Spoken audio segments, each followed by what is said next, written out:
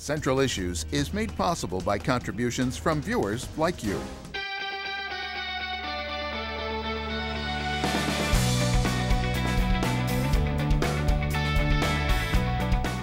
Welcome to Central Issues. I'm Dave Dellecese. Tonight on the program, we're taking a look at the Rome Rescue Mission and discussing how this mission has found some unique ways to help their clients. We're joined tonight by Matt Miller, the Executive Director of the Rome Rescue Mission, and Lisa Adamson, a Case Manager at the Rome Rescue Mission. Welcome to both of you. Thank you for having us. Welcome. Thank you Well, for every having year, me. the Rome Rescue Mission serves over 500 families, hands out over 70,000 meals, and provides over 8,000 nights of care to homeless men, women, and children.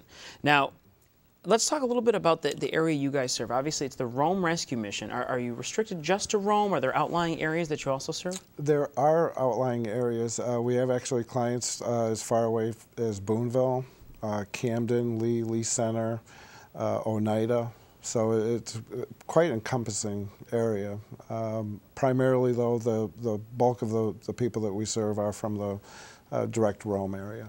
A lot of people may not realize, exactly what a rescue mission does, that its services go well beyond just providing a place to sleep or a meal. Sure. One of the things that we focus on is accountability and responsibility. Most people do think of rescue missions as a place of just feeding people or sheltering people. We take it a step further in that we demand performance, just as I'm kind of addressed by performance with our board of directors. So we look at that as kind of an indicator of where we're going to go with the mission programming. For example, if somebody comes into our shelter for food, for example, normally we don't really ask too many questions the first one or two times. Mm-hmm. But after the third or fourth time, we want to know why they're still here. Why are you coming to the mission for food? Is it a budgeting problem? Is it, is there problems at home? And then we start asking questions. And then we address the situations accordingly. Now, speaking of the kind of checking in and asking the questions over time, it's something we talked about a little bit before the program, but it's good to talk about here is time limits. When you're running a rescue mission, how do time limits play a role? Are they helpful? Are they detrimental? Where does that factor into what you guys do? Well, there is kind of a time limit or a basic timeline for people in our shelters. For example, we have a 45-day limit, but it's not really a limit when you're dealing with women and children. Mm-hmm. It's a very difficult situation when a single mom comes in with 2 or 3 children to demand her to have everything done, stabilized, and going forward within 30 or 45 days. Mm-hmm. So we keep that kind of open-ended because there are so many different factors involved. A single mom might have children that haven't been to the doctors in a year. Maybe she doesn't even have a doctor. There's school districts to consider. There's counselors. There's case managers that all have to be coordinated. And to expect that to happen in 30 days is not really feasible. Feasible, right. In that also stability. There's a stability factor. They're in crisis mode. They have children that have no idea where they're going to be the next day unless we provide that security for them. Children thrive on stability. They thrive on routine. And if we're just going to push them down the road, it not only hurts the children, it hurts the entire family unit. So we really try to focus our energy on stability and routine and assess the programs where they need to be. It's not a cookie-cutter type of environment. We really address each person as an individual and look at their needs accordingly. Now, you mentioned families and single mothers. Do you guys have a primary focus on any particular group? I mean, we know you serve men, women, families, single mothers. Is there a primary sort of demographic that you try to focus the most on at the Rome Rescue Mission, or is it all-encompassing? It is pretty much all-encompassing. The primary client that we do serve are women and children. Generational poverty, which means that it's not the first generation. It's usually the fourth or fifth generation of people who have just been on the system or in poverty. And it makes it actually more challenging because it's a kind of a way of life in a sense. They don't know any other life. They're undereducated. They're typically, they drop out of school at a very young age to have children. And the employment is something that they've never experienced, or higher education.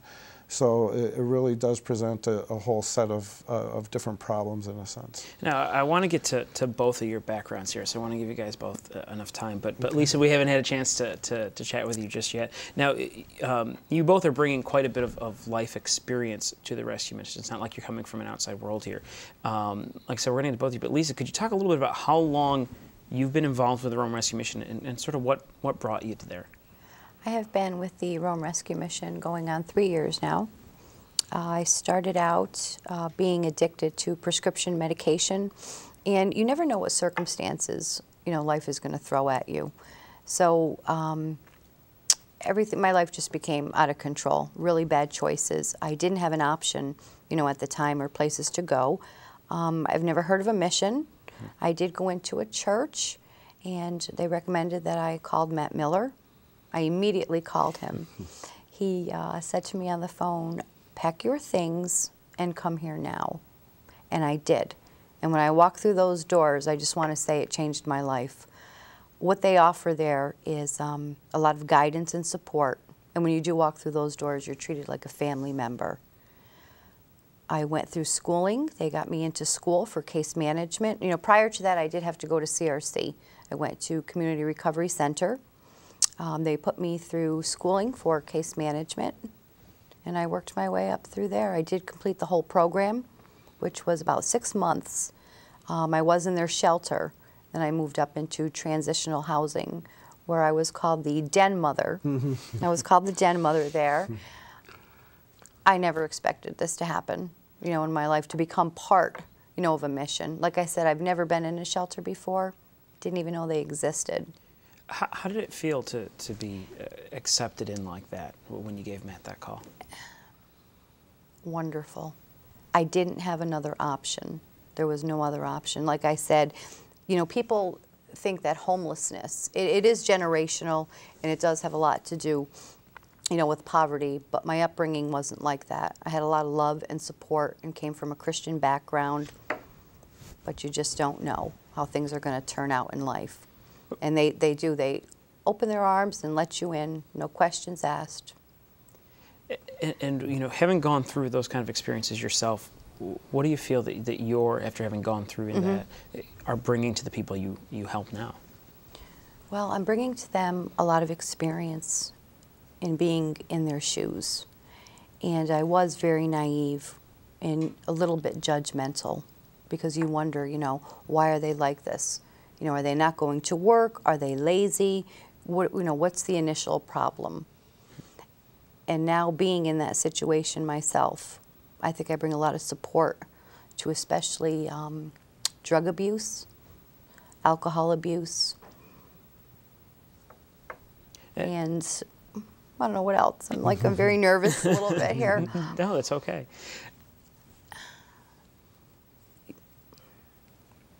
Oh God, I'm sorry. No, that's okay. Stop. Let's get into a little bit of your background, Matt, because you yourself have also gone through some life experiences that brought you to where you are today. Sure.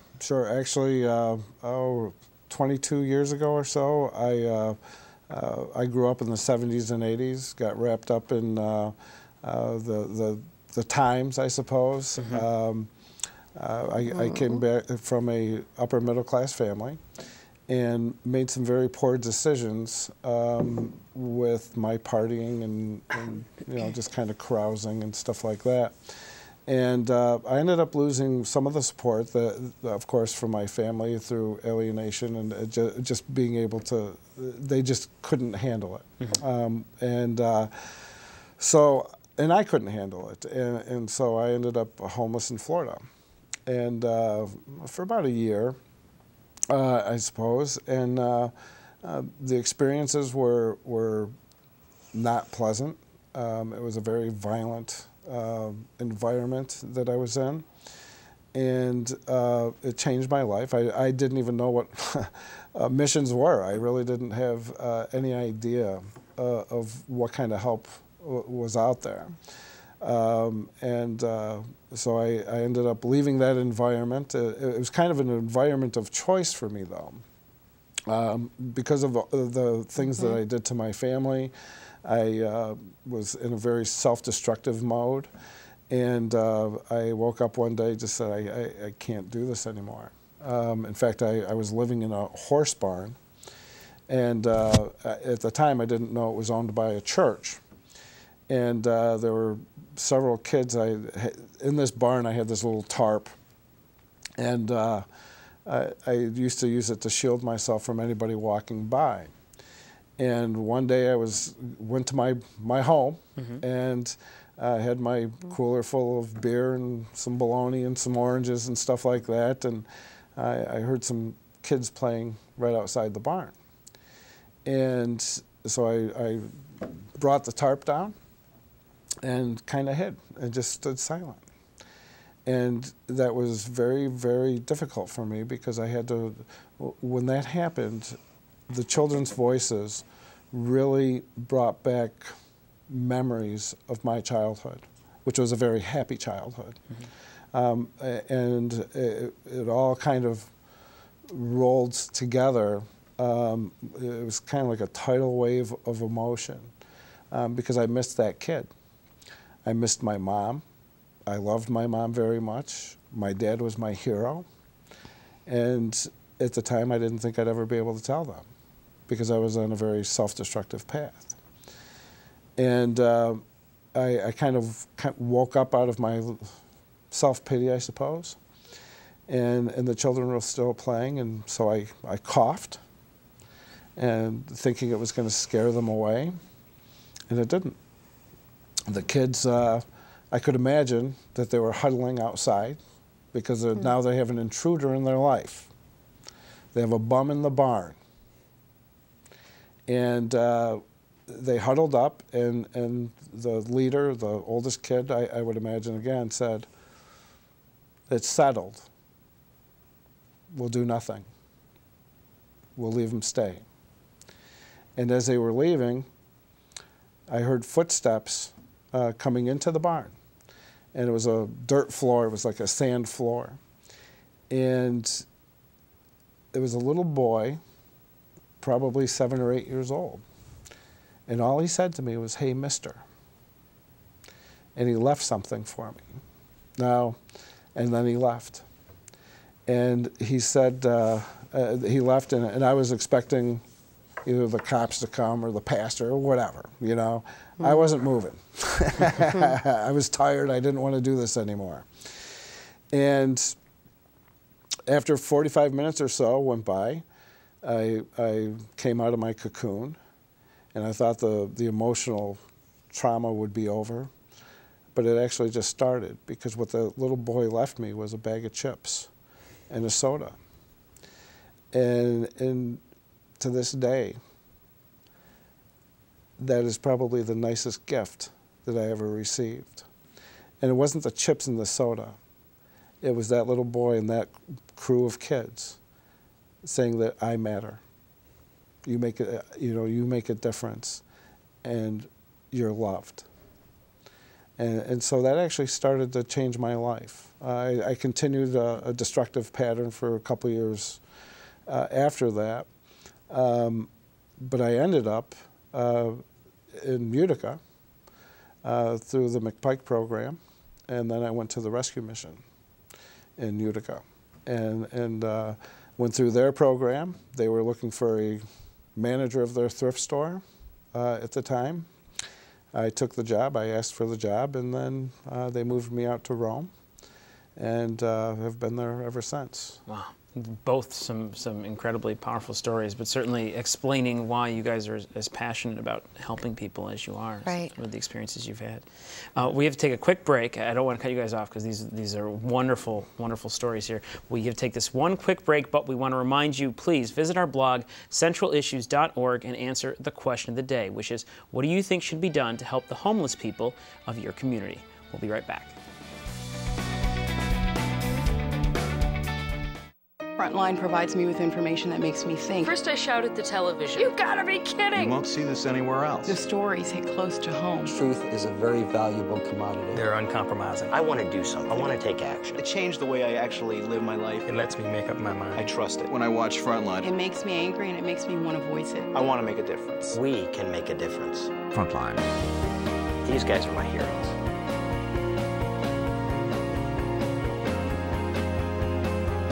Connect with WCNY on your favorite social networking sites. Visit WCNY.org to see them all.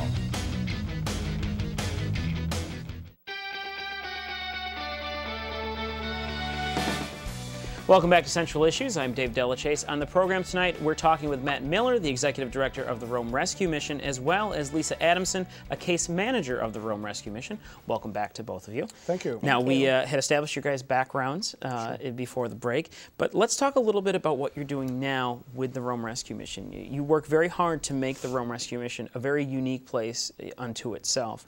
And I've been told that just recently with Thanksgiving dinner, you guys did something a little differently this year than the traditional Thanksgiving dinner. Sure. Lisa, would you like to describe what we're doing? Sure. We have changed the time of our dinner to 3 p.m. on Thanksgiving and Christmas, which made it much more a family Christmas. It's just like being at home. We start serving at 9 in the morning until 6 in the evening, and it's just an eating frenzy all day long. There's people in the kitchen, and they're cooking and baking all day, along with a lot of volunteers. Gift giving. Dinner was served at 3 p.m., 3 to like 5. We had a piano player, a lot of activity, gift giving, just to make it homey, and people did come in and say they feel just like home. How are you finding that these type of changes that you guys are incorporating are affecting the clients that you guys serve? Actually, they're the ones who requested it. The clients came to us and really wanted to be at the mission, but found it difficult to be there at noon for their major dinner for the holiday. I've often wondered that myself throughout the years is why are we serving at this time? And it makes sense if we're a family mission. It's the environment is family. You come into the dining room and it's all knotty pine. We have a fireplace in there. It's very comfortable. It's non-sterile. So it really just made sense to have a later dinner and really celebrate it as a family. I know that in my family, we're at the mission, but if we weren't, it would be, 9 or 10 o'clock, people would start coming over, we'd start cooking. We feel that the clients deserve that too. They need to feel like they're part of family, particularly during the holiday. Now, the family, of course, with you guys, is not only made up of your clients, but the volunteers, people like yourselves, who work there. With that said, are you finding it difficult to, find the amount of volunteers that are needed to keep things going as you are? Well, actually, we have a really good core of volunteers. In fact, in the last month, we've had 50 or 60 people asked to see how they could get involved in different ways. Typically, people are drawn to the kitchen and serving meals, which we find kind of funny, and in that we let them do what they would like to do, but we also kind of kick them out of the kitchen so that it's really important to fellowship with the people that we're serving. That's what changes lives.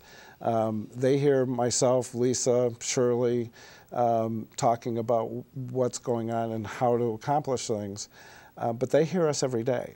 it could be that one volunteer that says, you know, I care about you. And that light bulb goes off and lives change. And I've seen it happen over supper. So encouraging that kind of interaction with the volunteers can really make a really Sure, big it's difference. Acceptance. You know, being accepted into the community. You know, we have to remember that the people that are in poverty are kind of like a subculture in many ways. They don't feel comfortable going to perhaps the restaurants that you or I go to. In fact, we had a dinner for a church 7 or 8 years ago. The clients wanted to put on the dinner, and they did an outstanding job. They served 115 people in 8 minutes. Wow. And they acted as the wait staff and everything. And then I was looking around, and where are they? And they were eating in a small room off the kitchen because they didn't feel worthy. They didn't feel like they should be part of that. And so I, of course, took their plates and put them in the dining room, and because they are part of the community. They are part of us. Now, you know, you had mentioned sometimes there's some difficulty in admitting, you know, the need for help. And that kind of brings me to your slogan, because you guys have a fantastic slogan, which is a hand up, not a handout. How did that slogan kind of come about, and how is it applied to what you guys do? Well, actually, it started about a year or so ago when we were developing our capital campaign. And we were thinking about different things that we do and provide. And I think we were kind of missing the mark on our own analysis in the beginning, where accountability and responsibility are a big part of what we do. In fact, Lisa and I were talking on the way here that, you know, we're not always liked by the people that come into our shelter or the transitional housing, because they've never been held accountable or responsible for their actions. And I'm not saying that it's bad or good. They just never had that put on them. So we start off with the small little baby steps where, for example, if you've never worked a day in your life, or for generations, do you really know that you have to wake up at 7 o'clock to be at work at 8 o'clock? That's how basic it gets. It gets right down to the very basics of living skills. So that's how we start incorporating the hand up, not the hand out. Now, you had mentioned briefly a moment ago your capital campaign, and I want to make sure we talk about that, because there's some big changes underway as you guys work toward some expansion and some new projects. Can you talk, either one of you talk a little bit about that? Sure. It's a $2.5 million campaign, and it's a building that was donated to us by the Rome Savings Bank in 2008. They saw the need, and they saw the growing need of shelter space and training that we have at the rescue mission, and they generously donated that to us. It's a 14,000 square foot building, and the new building will have 3 different shelters. It'll be 45 beds total, and the first shelter will be 15 beds for women and children, 15 beds for single women, and then 15 beds for men. And we'll also have short-term and long-term transitional housing. We'll end up having, I think, 10 units for transitional housing. And one of the most exciting parts of this is, one is a health clinic that we're going to establish in the new building. And we're also forming a new corporation that is a for-profit venture where we'll be recycling the clothing that we receive and we don't give away. There's about 60 to 70% of the clothing that we receive are unusable. They're stained, ripped, or whatever. Well, we're going to manufacture, and our clients are actually going to run this new corporation. We're going to make patchwork quilts, those weave rugs, and there's like 20 different products that we make, or we're going to make. And the clients, again, from the unskilled worker up to management, will run the entire corporation, and overseen by the rescue mission. So there's some sustainability for you guys there economically, while at the same time you're providing jobs and even resume work for Absolutely. the people you're helping. Now, I also want to make sure we mention, especially before we run out of time this evening, but if there are people who are looking to help you, what kind of help are you guys in need of? How can people, get in touch with you to help? What's the best way? The best way to get in touch with us is simply call 337-2516. Visit us at romemission.org. And the opportunities are really endless. We are always in the need of people to help in different groups that we have. We have basic living skills, we have Bible studies, cooking programs, private education, we have private tutoring, and we have needs in our thrift store, our redistribution store, warehousing, answering phones, administrative help. There's just a lot of different areas people can get involved in. One of the things that I'd like to see happen this year is being open on Saturdays. We're open Monday through Friday, our office hours, from 10 to 6, or 9 to 6, I'm sorry. I love to see some volunteers get involved where we're open for lunch, at least lunch on Saturdays. Well, and hopefully with an influx of volunteers and people willing to help out, you guys will be able to meet those goals. Absolutely. And Lisa, if you had to say before we go, well, one reason that you feel through your experiences why people should get involved with the Rome Rescue Mission, what would it be? The structure and the guidance and the love that they will show you and bring you to a new direction in life is outstanding. Between Matt Miller and our assistant director, Shirley Caldwell, from the minute you walk in that door, they make you feel welcome. And it is a hand up and not a hand out. Excellent. I can't think of a better note to end on. All right, Matt, Lisa, thank you very much from the Rome Rescue Mission. That's all the time we have for tonight. And as always, please visit our blog, centralissues.org, and answer the question of the day, which is, what do you think should be done to help the homeless people of your community? Join us tomorrow as we take a look at the achievements of 2010 and discuss what 2011 could bring. Thanks for watching. I'm Dave Dellecese.